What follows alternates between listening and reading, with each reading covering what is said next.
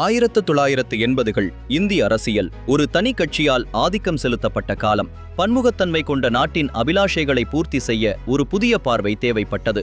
அப்போதுதான் மறைந்த திரு அடல் பிகாரி வாஜ்பாய் அவர்கள் ஒரு கவித்துவ அரசியல்வாதியாகவும் உறுதியான தலைவராகவும் உருவெடுத்தார். அவர் 1980இல் பாரதிய ஜனதா கட்சியின் நிறுவன தலைவரானார். தனது ஆழ்ந்த ஞானம் மற்றும் வசீகரமான பேச்சாற்றலால் கட்சிக்கு உயிர் ஊட்டினார்.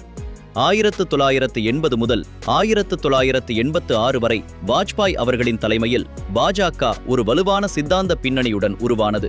பண்டிட் தீனதயாள் உபாத்யாயா அவர்களால் ஈர்க்கப்பட்ட ஒருங்கிணைந்த மனிதநேய கொள்கைகளை அவர் நிலைநாட்டினார். கலாச்சார தேசியம், பொருளாதார தன்னிறைவு மற்றும் அனைவரையும் உள்ளடக்கிய வளர்ச்சியை அவர் வலியுறுத்தினார். 1984 நாடாளுமன்ற தேர்தலில் கட்சி வெறும் 2 இடங்களை மட்டுமே பெற்ற போதிலும் வாஜ்பாய் அவர்கள் சோர்வடையவில்லை. தொண்டர்களின் மன உறுதியை மீண்டும் கட்டியெழுப்பி கட்சி கட்டமைப்பை மாநிலங்கள் முழுவதும் விரிவுபடுத்தினார். பிராந்திய கட்சிகளுடன் கூட்டணியும் அமைத்து போட்டியிட்டார். 1986இல் அவர் தலைமை பொறுப்பை ஒப்படைத்த போது பாஜக ஒரு இளம் கட்சியில் இருந்து நம்பகமான எதிர்க்கட்சியாக வளர்ந்திருந்தது. அவரது உரைகள் பல தலைமுறையினரை ஊக்கப்படுத்தியதுடன் பாஜகவை நாட்டின் நம்பிக்கையின் அடையாளமாக மாற்றியது. வாஜ்பாய் அவர்களின் அயராத உழைப்பும் உறுதியான அடித்தளமுமே பாஜகவின் இன்றைய அசுர வளர்ச்சிக்கு காரணம். உண்மையான தலைமை என்பது வெறும் கட்சிகளை மட்டுமல்ல, தேசத்தையே கட்டியெழுப்புவதாகும் என்பதை அவரது வரலாறு நமக்கு நினைவூட்டுகிறது.